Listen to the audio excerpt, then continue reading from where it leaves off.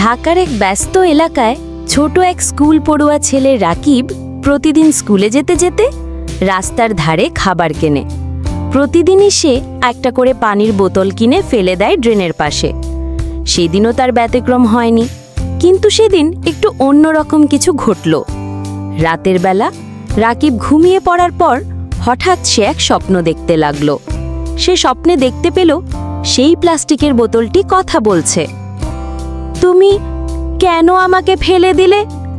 রাকিব হতবম্ব। তুমি কথা বলছো? হ্যাঁ, আমি একটা প্লাস্টিক বোতল। আমি 450 বছরেও নষ্ট হই না। তুমি আমাকে ডাস্টবিনে না ফেলে ড্রেনে ফেললে।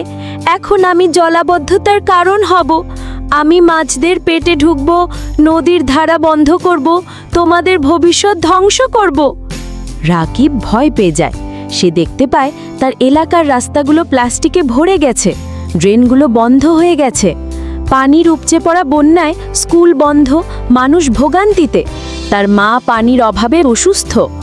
সে কাঁদতে কাঁদতে বলে, আমি দুঃখিত, আমি আর কখনো প্লাস্টিক ছড়িয়ে দেব না। হঠাৎ তার ঘুম ভেঙে যায়। সকাল হতেই সে তার স্কুলে যায়। শিক্ষকদের বলে এই ঘটনা। স্কুলে তার এক সচেতনতামূলক ক্যাম্পেইন শুরু করে, প্লাস্টিক নয়, পরিবেশ বাঁচাও। রাকিব এখন অন্যদের বোঝায়, একটা বোতল অনেক বড় ক্ষতির কারণ হতে পারে, আসুন সচেতন হই। গল্পের শিক্ষা: একটা ছোট ভুলের কারণে বড় ক্ষতি হতে পারে। প্লাস্টিক ব্যবহারে সচেতন না হলে আমাদের পরিবেশ, স্বাস্থ্য আর ভবিষ্যৎ ভয়াবহ হুমকির মুখে পড়তে পারে। Subscribe to our channel.